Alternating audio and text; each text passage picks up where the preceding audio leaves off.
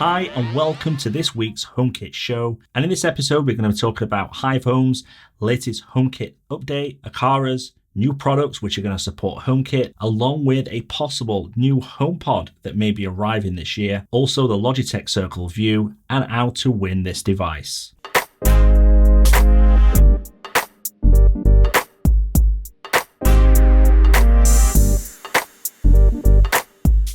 Welcome back, and my name is John. This channel is dedicated to everything HomeKit, news, reviews and tutorials. So if you're not already a subscriber, then hit the subscribe button and also the bell button to be notified when new videos come out. So first up is Hive has finally got HomeKit support, and Hive is a Smarthome manufacturer of many devices from eating, lighting and smart plugs, and users have been asking for many years for HomeKit support for the Hive products. Up until a year ago, I was in fact an Hive user, and I moved for that very reason to Tardu because I wanted HomeKit support.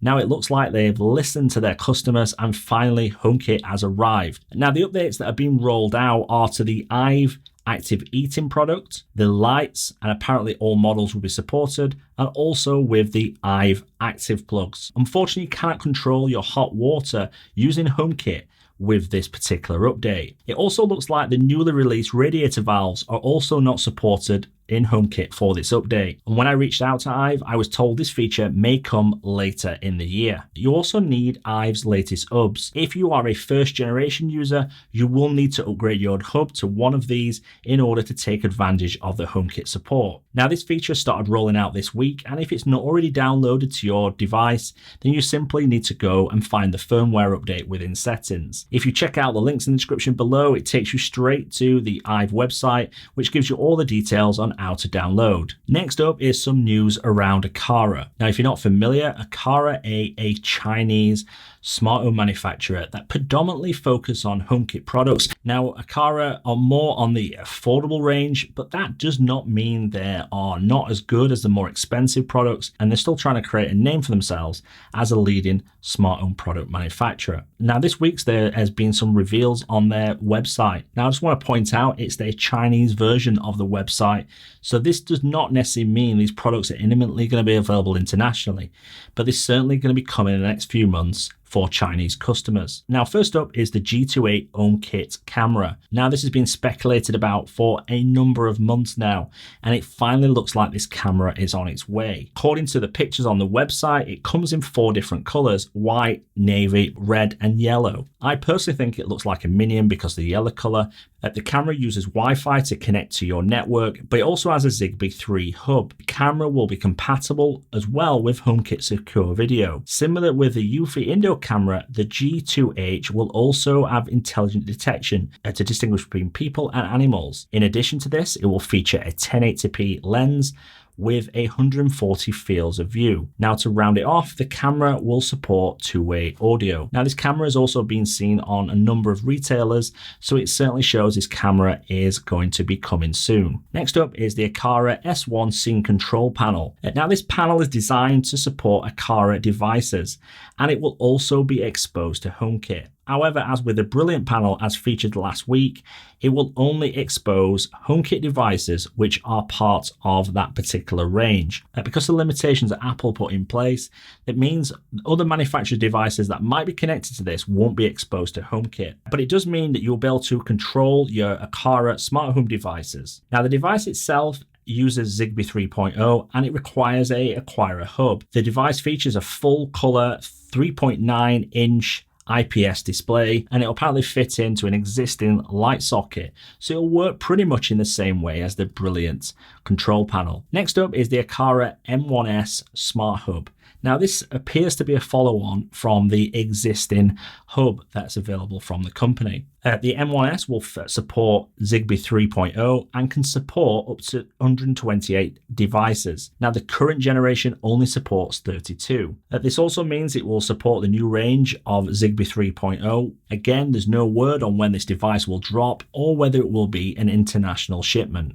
Next up is the P3 air conditioning controller. Now, this is designed primarily to be a controller of AC units via its built-in AR sensor, but it also has a Zigbee hub, so it's able to act as a a hub for other Aqara sensors and switches. The device connects to your home network via Wi-Fi and also works with HomeKit. The P3, because it's a hub, can support up to 32 child devices with the possibility to extend to 120 devices with an add-on accessory. The next product that Aqara has revealed is the C2 curtain panel. Now this device is also Zigbee 3.0 and HomeKit compatible. The new C2 doesn't come with a detachable battery as it appears in the previous version. It also apparently has a more powerful motor compared to the B1 device that was released earlier this year. As I pointed out at the beginning, all of these devices appear on the Chinese version of the company's site, which means they'll certainly be getting launched in China later on this year. However, there is no word on whether these will ship internationally.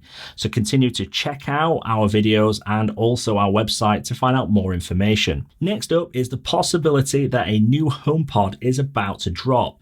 Rumors have been circling ever since the first model came out, and it looks very likely that we would be seeing a model this year. Now, this is not based on any leaks of any hardware. This is based on possible signs based on price drops to their current product. Currently in the US, you can get it for $199, and in the UK, from selected retailers, you also can get it for £199. And this is a start price comparison when it was originally launched at £279. This also comes at the same time when reports have come in that Apple employees can now buy up to 10 devices at discounted prices. Previously, Apple employees could only buy 2, which shows to me that Apple are trying to shift existing inventory to make way for a new product. Whilst this is pointing towards a new HomePod, I think it's highly likely we're going to get a cheaper alternative HomePod Mini to compete with Alexa and Google Home. This follows on the back of rumors that we're going to see a new Apple TV as well. Whilst it's great to see the HomePod 2, I'm more excited to see a HomePod Mini at a lower cost. Obviously, as I start to hear more information about this, I'll update my website, so don't forget to check out HomeKitAuthority.com. So next up is details on the Circle View.